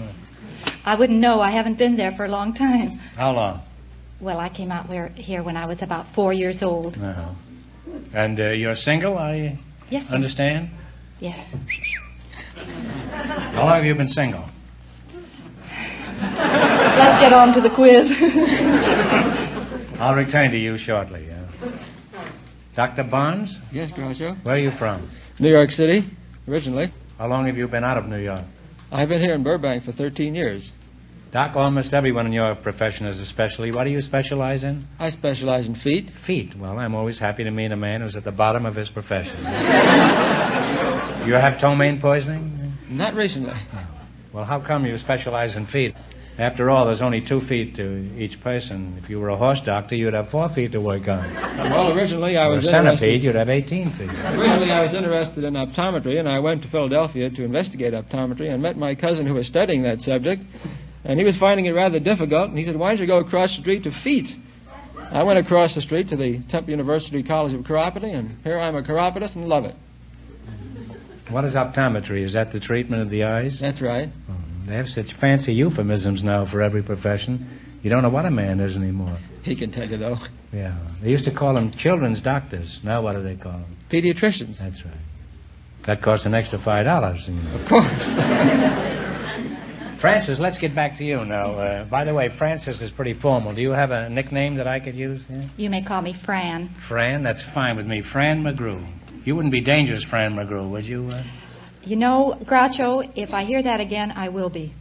That's what people always give me. Am I dangerous? Well, are you? Well, only at times. I'd say you were about as dangerous as an angry butterfly. Now, what sort of work do you do? I'm a private detective. As I said, you're about as dangerous as a loaded revolver. And whatever it is, I didn't do it. A private detective? How does it happen a pretty girl like you became a private eye? Are you crazy about trench coats? I was on the police department, and I sort of branched out from there. Oh, you went in business for yourself, huh? A lady cop. Well, you ought to be glad you're teamed with a chiropodist tonight. He could be a big help to a flatfoot. Well, who do you work for as a private eye, Fran? I work for Richard S. White and Associates Industrial Security Bureau. What is that? I do all types of investigating. Right now I'm spotting shoplifters. Uh-huh. Well, how does a person go about shoplifting? I think our audience would be interested in hearing a few tips from an expert. Not that they need it, but let's suppose I was in your store and you happen to notice I had a watermelon under my vest. Well, I would keep you under observation all the time you're in the store, and then I'd wait till you got outside. I'd follow you out, and I'm very... split the watermelon with me? I'm very polite. Uh-huh. I'd walk up to you, I'd identify myself. And then kick me in the watermelon, huh? I'd like to continue talking to you two, but now it's time to play You Bet Your Life. I've certainly learned nothing about chiropody. Is that the... Yes, I'll be glad to talk to you after the show. Well, I wish you would. I got one shoe unlaced already. You know? Remember, now we're going to start you off with $100. If you miss a question, you lose half your bankroll, and you don't have to take all 4 questions. You can quit any time you feel that you're ahead of the other couples. In the race for the $1,500, the first couple won $155, and the secret word is name. You selected movie quiz, and remember, the more the question is worth, the harder it is. Now, one answer between you on everything. Now, what do you want to start with? 90. We'll start with 90. 90? Okay, what movie star was formerly the vocalist with Les Brown's band? Talk it over, and one answer. Don't kiss him, just talk it over, huh? What is Doris it? Day? Doris Day. You now have $190. Good down, 80. 80. Who won an Academy Award for his portrayal of George M. Cohan in Yankee Doodle Dandy? Jimmy Cagney. That's right. You now have $270. Now, you want to quit or go ahead? How about 70? 70? Fred Zinnemann received an Academy Award for the year 1953. What was this award for?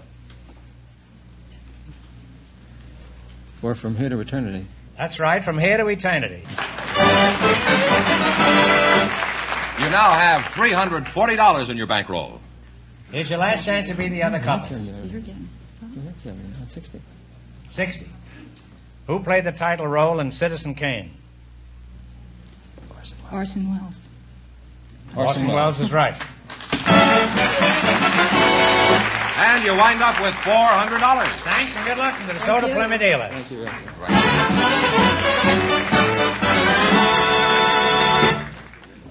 George, you haven't told me. Where are you going on your vacation this year? Oh, I don't China? know. No, I hadn't planned on China. I thought maybe we'd all jump in the car and go up to Lake Tahoe. You know, I won't be here next week. That's true. This is the final show of the current season. Beginning next week, our summer series starts, and I want you to tell them about it, George. Well, friends, it does start next week. Next week we begin the Best of Groucho, our usual summer series of shows taken from the past. These are shows that you've written in and asked to see. They're shows that we've learned about through rating surveys and through the praise of the critics. So don't forget, next week it's the Best of Groucho. And while you're all asleep in a hammock this summer, I'll be in Europe. I'm taking my guitar and a gross of Mother Sill seasick remedy. And I may take Mother Sill. Anyway, I'll be back in the fall. A little older, but just as clever. And far wiser, I hope. Okay, George, who's next? Well, Groucho, we invited some girls who work for a nationally known company to our show tonight, and just before we went on the air, our studio audience selected Dolores Buxton to be on the show, and her partner is a very special guest, the former mayor of Los Angeles, Mr. Fletcher Bowron. So, folks, would you come in, please, and meet Groucho Marx.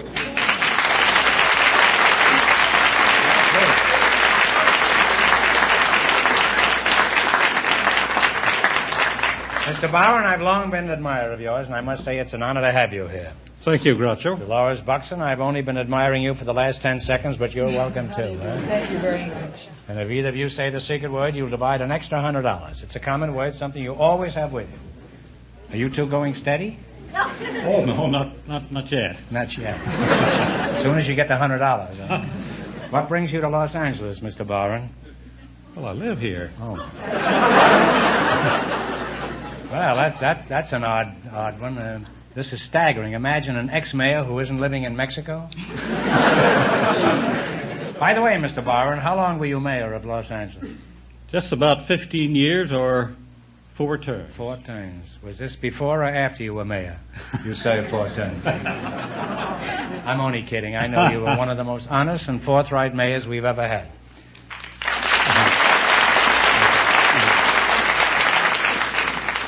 I'll get back to you in a moment, Mr. Bowron. You know this is a little difficult with this charmer over here. You haven't heard the last of me. Now, Dolores, where are you from? I'm originally from Newark, New Jersey. Are you married? No, I'm not, Groucho. Well, goodbye, Mr. Bowron. Thanks and good luck from the DeSoto Plymouth dealer. Dolores, I know you're very young, so I don't imagine you would object to telling me how old you are. No, I'm 24, Groucho. 24. Mm-hmm. Nice age. Mm-hmm. And how old are you, Mr. Bowron? I'm not being personal, which I usually am. It's just that I like to know the contrast, that's all. Well, you're not personal at all. It's a matter of public record. I must admit that I'm 66. Well, you don't look it. Dolores, what sort of work do you do? Well, I'm the manager of a Slenderella salon. A Slender Fella salon? No, Slenderella. Cinderella? Slenderella, uh-huh. What kind of an outfit is that? And remember, we have Mr. Bowron here. He's had a lot of legal experience. Well, it's a nationally known slenderizing chain of salons throughout the country, and we have salons in every principal city in the world. Is that so?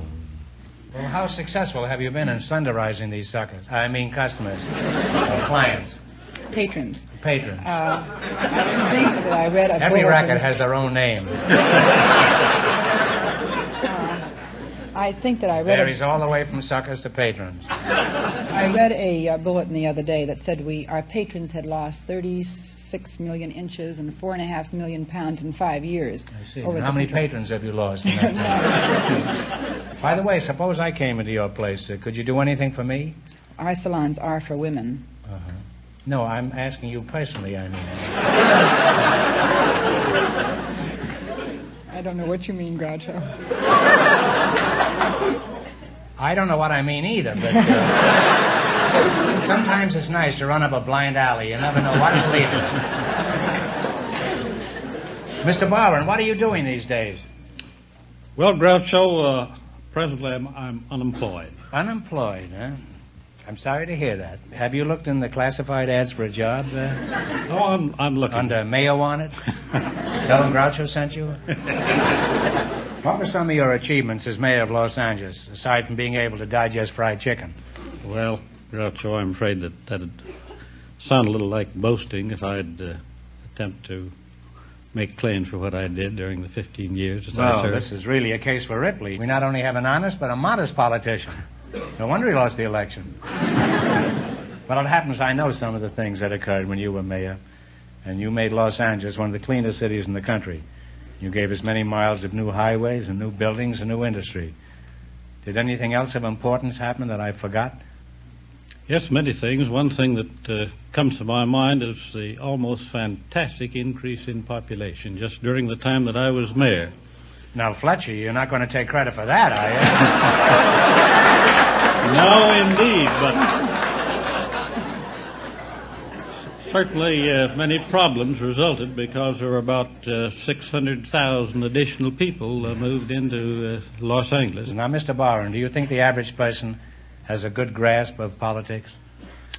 No, I don't, Groucho. The average person does not appreciate the importance of local government in our American governmental scheme. Too many people act on prejudices and not enough upon facts. Democracy should begin at home, and people should contribute, make their contribution right in their community. That's true. I think we should pay more attention to our local governments. Do you have any political aspirations for the future, Mr. Bauer? Not so far as running for office is concerned, if that's what you mean. You've had it. Yes, I've served about 30 years, and 27 years of that time as elected public official, as judge of the Superior Court mayor, and now I'd like to serve my community and state and nation as a private citizen. Well, I get all you need is a park bench and some popcorn for the pigeons, you know.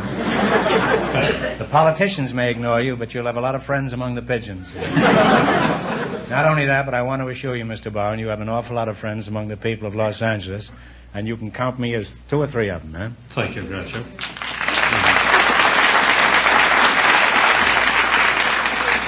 I'd like to continue talking to you, Mr. Barron, and to you too, Dolores, but now it's time to play You Bet Your Life. In the race for the $1,500, Miss McGrew and Dr. Barnes are leading with $400. We start you off with $100. If you miss a question, you lose 1/2 of what you have. You select a general information quiz, and remember, the more the question is worth, the harder it is. Now, which one do you want? $20. 20. Mm-hmm. All right. What do the initials FHA stand for? Federal Housing Administration. Well, you didn't even need it. You now have $120 in your bankroll. What do you want? $80 of it. $80. You're going to bet $80.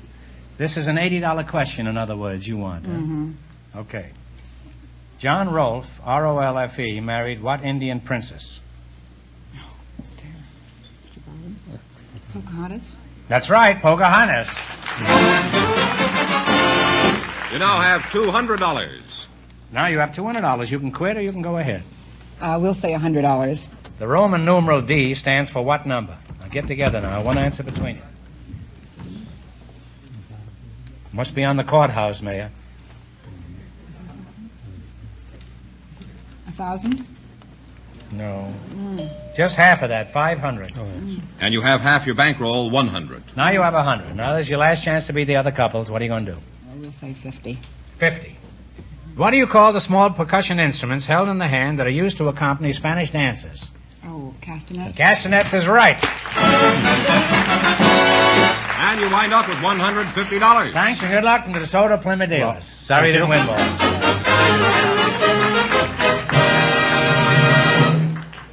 And that means that Miss McGrew and Dr. Barnes, with $400 in just 1 minute, get the chance at the DeSoto Plymouth $1,500 question. And here's the winning couple, Groucho. Miss McGrew and Mr. Barnes, Dr. Barnes, all set for the DeSoto Plymouth $1,500 question. All right, here we go for $1,500. I give you 15 seconds to decide on a single answer between you. Think carefully, and please no help from the patrons, customers, audience. Ready? According to mythology, Pygmalion created and fell in love with a statue of a beautiful woman. When she came to life, he married her. For $1,500, what was the name of this statuesque beauty? Talk it over.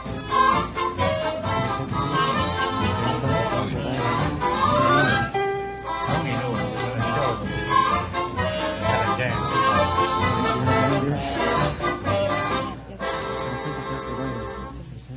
What is the answer you two have decided on? We think it's Aphrodite. I wish it was, but it isn't. It's Galatea. Well, you lost the big money, but how much did they win in the quiz, George? Well, they won $400 in the quiz. Well, that's pretty good. Congratulations, and thanks to both of you and to all of our contestants on the show tonight. Thank you, Groucho. From the DeSoto Plymouth Dealers of America.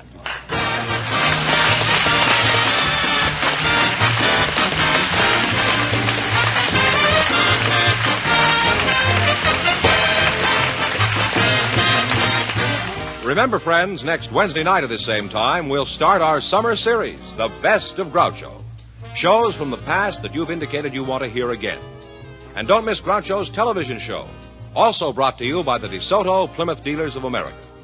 And remember, the dealers who sell the outstanding DeSoto Automatic with fully automatic Power Flight transmission also have on display the remarkable new Plymouth, engineered and built to be your best buy in the low-priced field.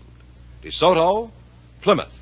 Two great new cars, both products of the Chrysler Corporation. And when you drive in, tell them Groucho sent you. Good night, folks, and remember, just be sure to see the DeSoto Automatic.